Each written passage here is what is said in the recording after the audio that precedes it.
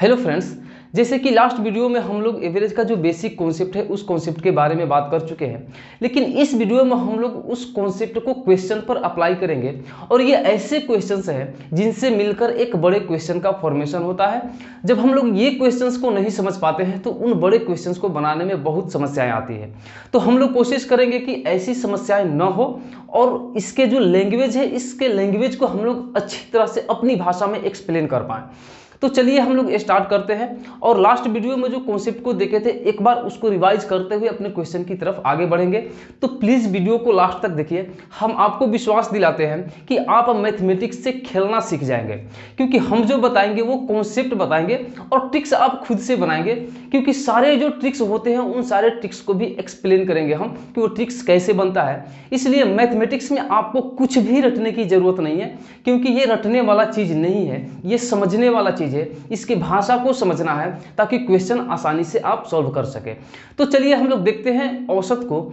जैसे कि हम लोग बात कर रहे थे औसत, तो औसत का मतलब हम आपको पहले ही बता चुके हैं, इसका डिफिनीशन भी बता चुके हैं। जो किताब में डिफिनीशन दिया हुआ है वो डिफिनीशन है कि दिए गए आंकड़ों का योग और आंकड़ों की संख्या के अनुपात को हम लोग औसत बोलते हैं। लेकिन ये किताब का भाषा है, तो हम लोग जब किताब की भाषा को फॉलो करेंगे तो फिर हमारा ये क्वेश्चंस जो है डिफिकल्ट होते जाएंगे। तो हम लोग इसको अपनी भाषा में समझने का प्रयास करते हैं। जैसे कि हम पहले ही आपको बताए हैं कि जो औसत का मतलब होता है, औसत का जो डिफिनीशन होता है वो डिफिनीशन क्या होता है कि ये औसत जो है, औसत एक ऐसा अनुमानित बीच का मान होता है जो दिए गए सभी आंकड़ों को बराबर बराबर रिप्रेजेंट करता है। तो इसमें तीन शब्द हम लोग प्रयोग कर रहे हैं। पहला क्या कर रहे हैं कि यह एक अनुमानित मान है, और दूसरा हम लोग क्या प्रयोग कर रहे हैं कि यह एक बीच का ऐसा मान होता है, एक ऐसा यूनिक वैल्यू होता है जो सबको रिप्रेजेंट करता है। कैसा? बराबर बराबर, यानी कि वो बराबर बराबर रिप्रेजेंट करता है। अब एक एग्जांपल से हम लोग समझते हैं। क्या एग्जांपल से समझते हैं? जैसे हम बोलते हैं कि चार व्यक्तियों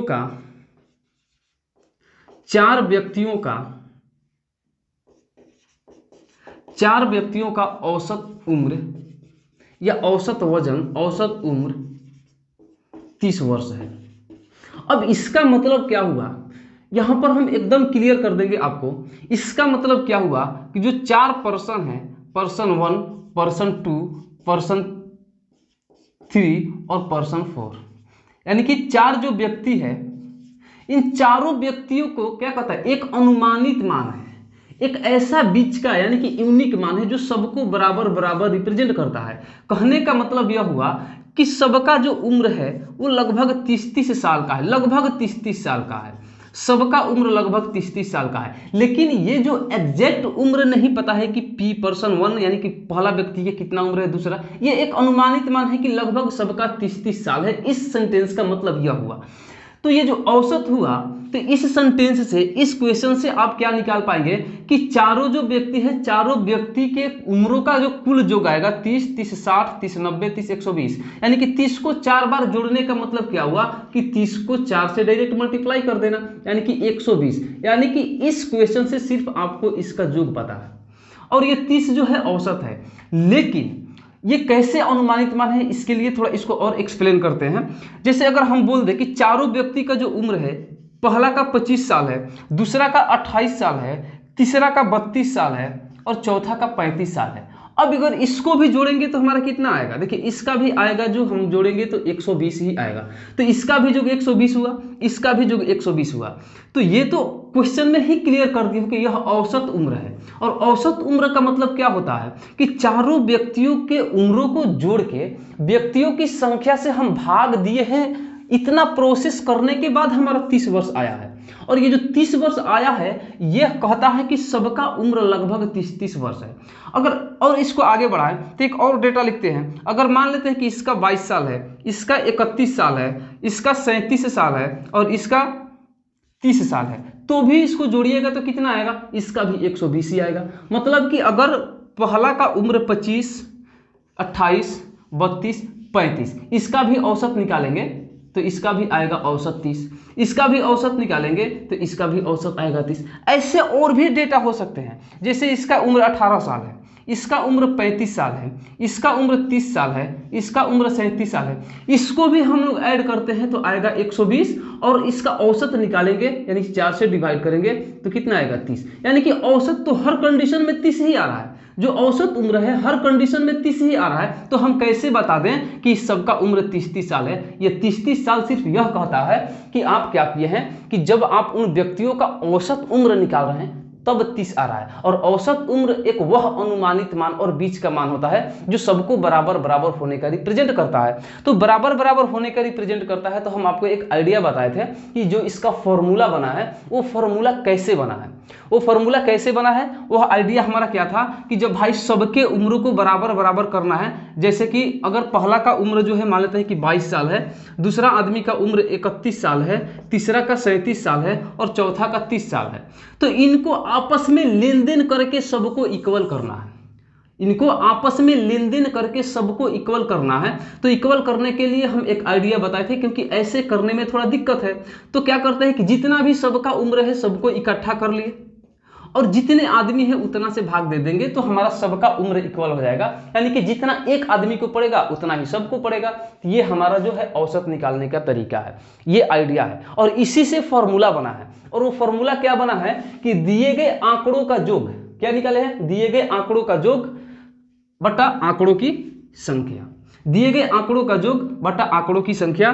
तो हम यहां पर अगर एवरेज औसत मान लेते हैं तो सम ऑफ गिवन डेटा लिख सकते हैं इसको, सम ऑफ यानी कि एस ऑफ गिवन डेटा, इसको शॉर्ट में लिख देते हैं कि दिए गए आंकड़ों का योग बटा आंकड़ों की संख्या, नंबर ऑफ डेटा, यानी कि नंबर ऑफ डेटा।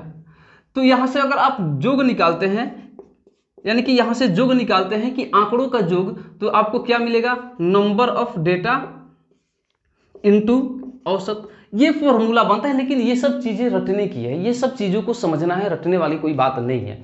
तो हम लोग जब आगे बढ़ेंगे तो हम लोग क्वेश्चन पर इस कॉन्सेप्ट को अप्लाई करेंगे और देखेंगे कि हम इन कॉन्सेप्ट को यूज करके कैसे क्वेश्चन को आसानी से बनाते हैं, लॉजिकली बनाते हैं, क्योंकि इसमें कुछ रटना नहीं है। तो चलिए हम लोग देखते हैं पहला क्वेश्चन को, और जो भी आपका कॉन्सेप्ट बचेगा हम लोग क्वेश्चन पर भी उसको समझ लेंगे। तो चलिए देखते हैं फर्स्ट क्वेश्चन को। देखिए अब ये जो पहला क्वेश्चन है, अब इस क्वेश्चन में आप अपने जो कॉन्सेप्ट को समझे हैं उस कॉन्सेप्ट को यूज कीजिए और कॉन्सेप्ट के मदद से बनाइए। जैसे कि ये क्वेश्चन कहता है, यहां पर जितने भी इस टाइप से क्वेश्चंस बनते हैं, जैसे अब ऐसा नहीं है कि देखिए क्वेश्चन पढ़िए पहले कि 5 संख्याओं का औसत 20 है, यदि प्रत्येक संख्या में 5 जोड़ दिया जाए तो नया औसत क्या होगा। अब ऐसा नहीं है, यहां पर दे देगा कि प्रत्येक संख्या से 5 घटा लिया जाए, प्रत्येक संख्या में 5 से गुना कर दिया जाए, प्रत्येक संख्या को 5 से भाग दे दिया जाए। तो ऐसे टाइप्स के जो क्वेश्चन बनते हैं उन सारे टाइप्स के क्वेश्चंस के लिए हम यहां पर कॉन्सेप्ट को एक्सप्लेन करेंगे और थोड़ा ध्यान से समझिएगा। अगर हम लोग पहला क्वेश्चन को बनाएंगे तो जो इसका डायरेक्ट जो आंसर होगा वो आंसर कैसे निकालेंगे कि 5 संख्याओं का औसत 20 है, यदि प्रत्येक संख्या में 5 जोड़ दिया जाए तो नया औसत क्या होगा।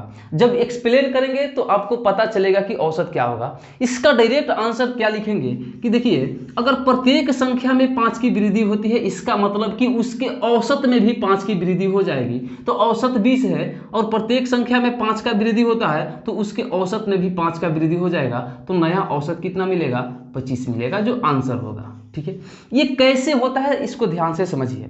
जैसे कि हम आपको बताएं कि पहला आदमी का उम्र है 25 वर्ष, यानी कि ये हम एज लिख रहे हैं 25 वर्ष है, दूसरा आदमी का 28 है, तीसरा आदमी का कितना है 35 है और चौथा आदमी का 32 है। ये चारों आदमी का उम्र हुआ, मान लेते हैं उम्र हुआ। अब हम कहते हैं कि इसका जो औसत निकालेंगे, आप जोड़ेंगे तो कितना आएगा, जोड़ेंगे तो आएगा 120 और इसका औसत निकालेंगे तो जितने आदमी हैं उतना से डिवाइड करेंगे, यानी कि सब में बराबर बराबर बांटना है। तो 4 से डिवाइड कर देंगे तो एक आदमी को मिलेगा 30, यानी कि सबको 30-30 मिलेगा, तो बराबर हो जाएगा। अब देखिए ये हमारा क्या है, ये हमारा इस सभी डेटा का ये योग है। जब 4 से डिवाइड कर दिए तो निकल गया औसत। ठीक है, अब हम क्या करते हैं कि सब में 5-5 की वृद्धि करते हैं। 5 की वृद्धि इसमें भी किए, 5 की वृद्धि इसमें भी किए, 5 की वृद्धि इसमें भी किए, 5 की वृद्धि इसमें भी किए। ठीक ठीक है। अगर हम सबको ऐड करें तो इसमें कितना का वृद्धि होगा, तो 5 + 5 + 5 + 5 यानी कि 20 की वृद्धि हो जाएगा। तो हम निकालेंगे 120 + 20 करेंगे तो कितना आएगा, अब बटा 4 करेंगे क्योंकि हमारा तो जोग बढ़ रहा है, इनकी संख्या तो सेम है। तो 4 से फिर भाग देंगे तो हमको कितना मिलेगा, इसका जो औसत आएगा 140/4 यानी कि 140/4, 4 × 12, 2 × 4 = 5 20 यानी कि अब औसत आ जाएगा 35। तो क्या हुआ, देखिए औसत पहले था 30, अब 5 का वृद्धि हुआ। हम लोग अब इसमें ऐड नहीं करते हैं। अब यहाँ से डायरेक्ट आप देखते हैं, क्या देख रहे हैं कि अगर हम लोगों को इस संख्या में टोटल कितना का वृद्धि होगा, 5 5 10 5 15 5 20 यानी कि 20 का वृद्धि हो रहा है। जब इसमें 20 का वृद्धि हो रहा है तो औसतन इसमें वृद्धि कितना होगा, फिर औसतन वृद्धि निकालेंगे तो कितनी संख्या है, 4 है तो फिर 4 से डिवाइड करेंगे तो 4 से भाग देंगे तो यानी कि औसत में 5 का वृद्धि। ये क्या निकला है, 4 से डिवाइड किया तो औसतन वृद्धि निकला है। इसका मतलब कि डायरेक्ट यहाँ से क्या कर देंगे, अब औसत में ही हम जोड़ देंगे। तो यहाँ से जो हमारा 20 है, जो 5 संख्या है उसका औसत 20 है और प्रत्येक में 5 की वृद्धि होगा तो क्या आएगा, औसत में भी 5 का वृद्धि हो जाएगा। सेम यही इसके घटाव में भी कॉन्सेप्ट है, सेम इसके गुना में भी यही कॉन्सेप्ट है और सेम भाग में भी यही कॉन्सेप्ट है। तो सारे टाइप्स का क्वेश्चन का अब हम लोग डिस्कशन करेंगे। तो उम्मीद करते हैं कि उन सारे क्वेश्चंस का आंसर आप खुद देंगे। तो चलिए अब देखते हैं हम लोग दूसरा क्वेश्चन। देखिए ये है दूसरा क्वेश्चन और दूसरा क्वेश्चन में भी सेम कॉन्सेप्ट है। आप इसका डायरेक्ट आंसर क्या बता सकते हैं, तो पहले क्वेश्चन को पढ़ना है और क्वेश्चन को समझना है कि आपको आंसर क्या निकालना है। तो कहता है क्वेश्चन की 15 संख्याओं का औसत 32 है, यदि प्रत्येक संख्या में 13 जोड़ दिया जाए तो नया औसत क्या होगा। सेम टाइप का क्वेश्चन है, सेम कॉन्सेप्ट लगेगा, सेम ट्रिक्स लगेगा। तो ट्रिक्स तो आप खुद से बनाएंगे, इसको बनाना है कॉन्सेप्ट से। कहता है कि 15 संख्याओं का औसत 32 है, तो 15 संख्याओं का औसत 32 है और प्रत्येक संख्या में 13 जोड़ा जाता है, यानी कि जो 15 संख्या है 15 संख्या में 13 13 13 13 13 जोड़ेंगे। ठीक है, तो जब 15 संख्या में 13 13 जोड़ेंगे तो फिर उसका औसत क्या हो जाएगा, औसत में भी 13 की वृद्धि हो जाएगी। कैसे, जैसे कि हम बताते हैं, जो 15 संख्या है 15 संख्या में 13 को जोड़ना है, यानी कि 13 को 15 बार जोड़ना है तो डायरेक्ट गुना कर देंगे, 13 × 15 क्या निकल गया, ये 15 संख्या में 13 जोड़े।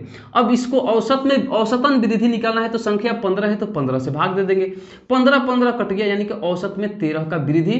तो सीधा निकालेंगे आंसर 32 + 13 = 45 यानी कि इसका औसत 45 हो जाएगा, जो नया औसत होगा।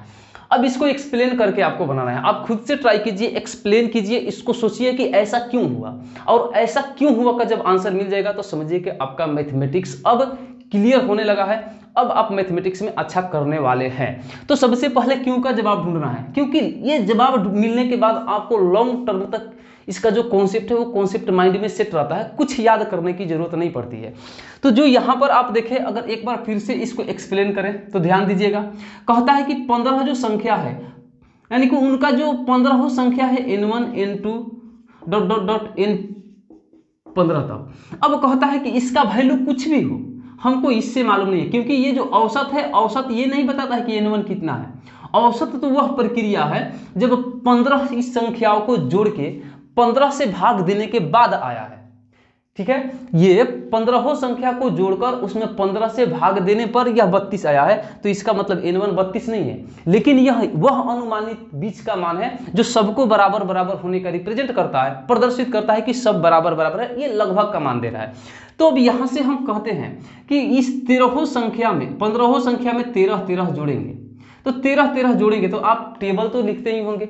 टेबल क्या होता है, जैसे अगर आप 25 का टेबल लिखते हैं तो 25 25 25 दूनी 50 75 ऐसे लिखते हैं। देखिए डिफरेंस कितना का है, 25 का, इसके बीच भी 25 का, लेकिन जब 25 को हम 3 से गुना करते हैं, 25 को 3 से गुना करते हैं तो क्या आता है, 75 आता है। तो हम लोग टेबल जब लिखते हैं मल्टीप्लाई करके तो 25 में फिर 8 में मल्टीप्लाई करते हैं, लेकिन ये नहीं है, टेबल ये है कि 25 को 8 बार जोड़ते हैं, तो ये इसके बीच में रिलेशन होता है। तो 13 को हम लोग 15 बार जोड़ेंगे नहीं, 13 को डायरेक्ट हम 15 से गुना भी कर देंगे, तो हमारा 13 को 15 बार जोड़ दिए।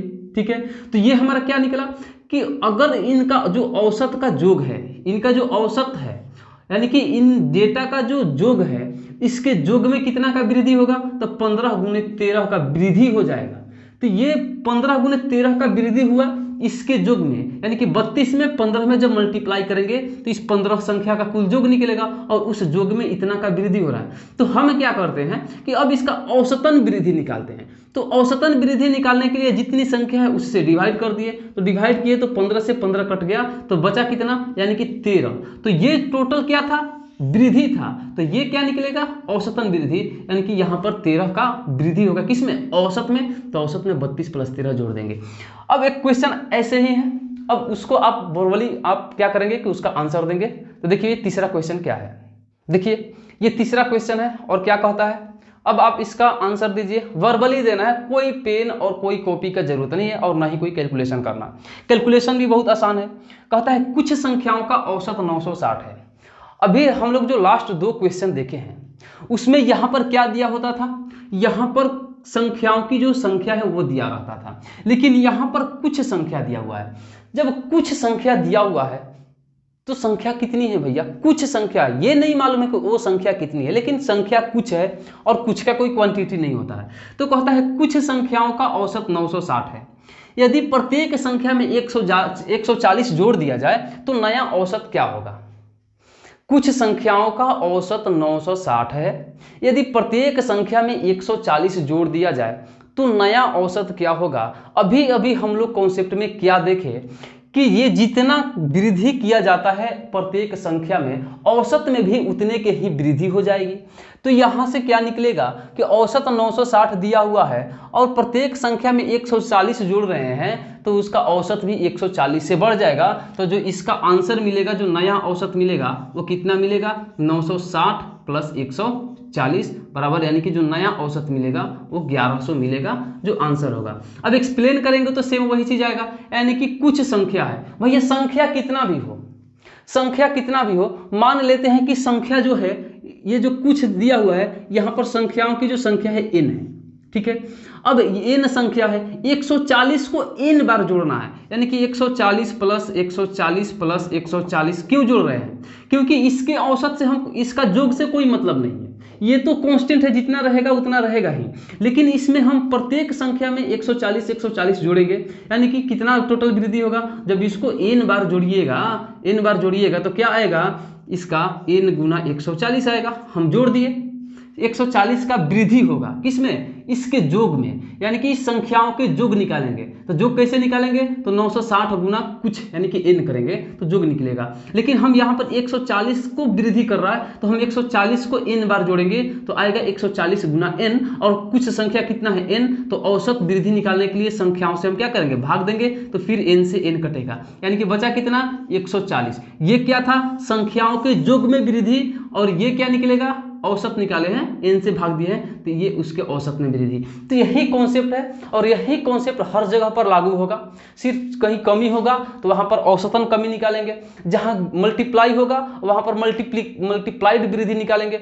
तो ऐसे करके सारे कॉन्सेप्ट को आपको समझना है। तो अब देखते हैं इसी टाइप्स के कुछ और क्वेश्चंस को, कि क्वेश्चंस का लैंग्वेज जो है कैसे कैसे बदल सकता है, कैसे कैसे घुमा सकता है। तो देखिए नेक्स्ट क्वेश्चन, देखिए ये 4 नंबर क्वेश्चन है और 4 नंबर क्वेश्चन क्या कह रहा है, ध्यान से समझिएगा, ठीक उसके उल्टा है। जब तक क्वेश्चन ध्यान से नहीं पढ़ेंगे तब तक क्वेश्चन समझ में नहीं आएगा, तो आप गलती कर देंगे।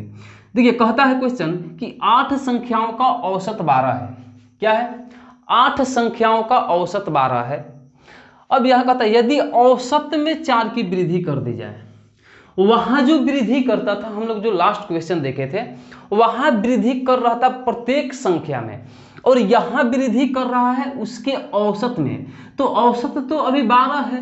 अब कहता है कि यदि औसत में 4 की वृद्धि कर दिया जाए तो नया जो औसत मिलेगा, नया औसत कितना मिलेगा, 12 + 4, यानी कि ये जो 16 मिला हमारा नया औसत मिला, औसत में 4 बढ़ाने के बाद। तब कहता है तो संख्याओं का नया योग क्या होगा, तो संख्याओं का नया योग निकालना है। तो कैसे निकालते थे योग, हम लोग योग क्या करते थे, जैसे कि अब औसत क्या शो कर रहा है, ये अब फॉर्मूला नहीं बताएंगे, अब देखेंगे कि आप क्या समझे हैं।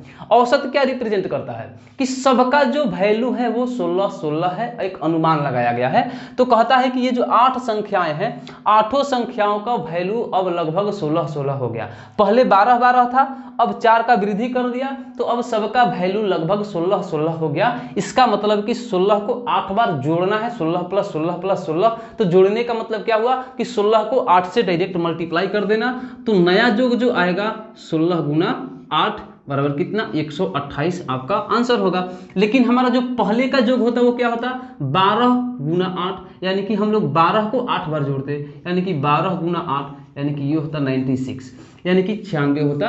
तो ये हमारा आंसर होता है। ये पुराना हमारा योग है और ये नया योग है, कब का, यानी कि जब औसत में 4 का वृद्धि हुआ है तब का।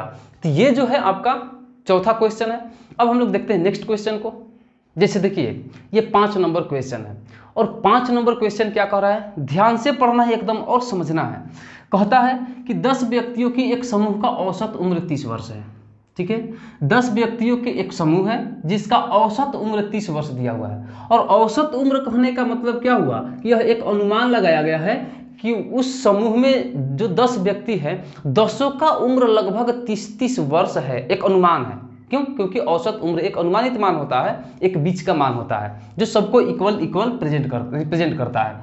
अब कहता है यदि इनके औसत उम्र में 2 वर्ष की वृद्धि कर दी जाए, ध्यान से, इसके औसत उम्र में 2 वर्ष की वृद्धि कर दी जाए। किस में वृद्धि हो रहा है 2 वर्ष का, इसके औसत उम्र में। तो औसत उम्र 30 वर्ष है, जब औसत उम्र 30 वर्ष है, इसके औसत उम्र में 2 वर्ष की वृद्धि कर दिया जाएगा तो औसत उम्र कितना हो जाएगा, 32 वर्ष। ठीक है, फिर इसके बाद कहता है तो इन व्यक्तियों की समूह के उम्रों में कितने वर्षों की वृद्धि हो जाएगी। क्या पूछ रहा है, तो इन व्यक्तियों की समूह के उम्रों में, औसत उम्र में नहीं, इन व्यक्तियों के समूह के उम्रों में कितने वर्ष की वृद्धि हो जाएगी। तो सिंपल सा बात है कि आदमी कितने हैं, 10, सबके उम्र में 2-2 वर्ष की वृद्धि करना है। औसत उम्र में वृद्धि करने का मतलब कि सबके उम्र में 2-2 वर्ष का वृद्धि करना, क्योंकि औसत उम्र क्या होता है, औसत उम्र जो होता है, जो औसत मान होता है, वो सभी डेटा का, सभी आंकड़ों को बराबर बराबर रिप्रेजेंट करने वाला एक मान होता है।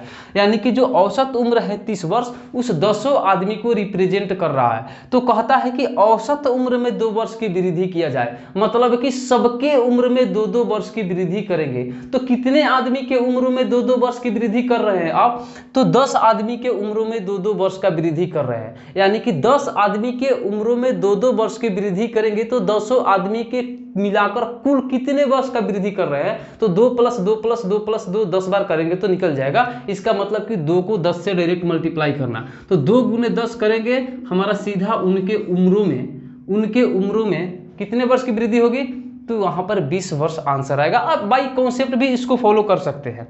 देखिए कैसे कर सकते हैं, ये जो नया हमारा क्या आया, ये हमारा नया औसत उम्र आया कब, 2 वर्ष वृद्धि करने के बाद। और पहले इसका कितना था, तो पहले इसका था 30।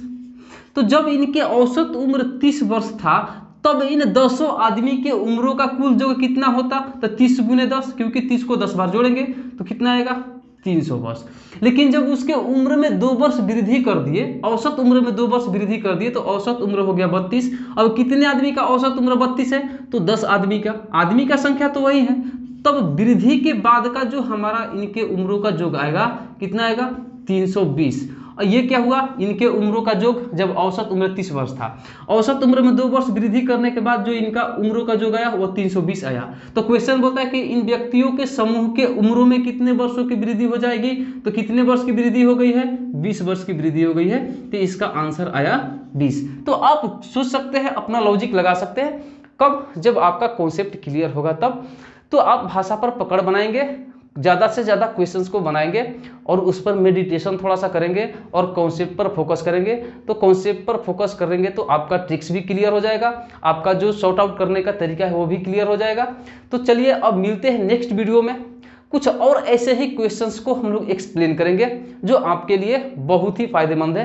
क्योंकि अभी हम लोग जो पढ़ रहे हैं वो हमारा बेस है, क्योंकि आगे जो क्वेश्चंस बनते हैं इन क्वेश्चंस के लैंग्वेज को मिलाकर उन क्वेश्चंस को बनाना है। तो चलिए मिलते हैं नेक्स्ट वीडियो में कुछ ऐसे ही और क्वेश्चन के साथ में।